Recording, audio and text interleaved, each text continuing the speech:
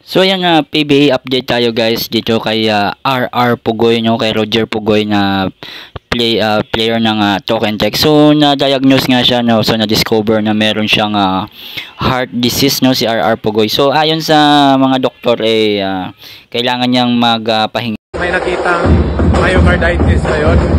So yun, sabi ng doktor, wala namang gamot, pahinga lang muna talaga. Hintayin na mawala. So mga 6 months siguro.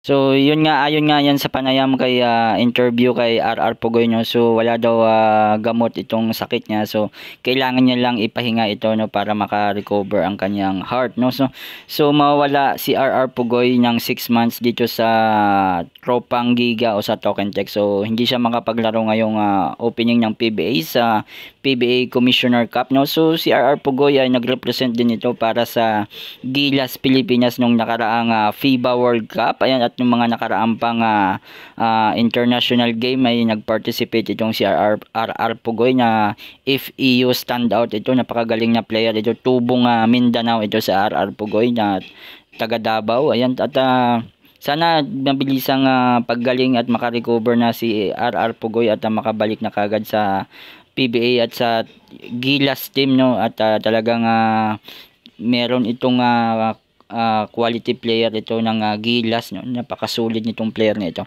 So mga ibang player din ang mga nakaranas nitong sakit na ito no. So nakaraang buwan ay nagkaroon din ng itong si LA Tenorio ng Barangay Ginebra no. So na-discover din na merong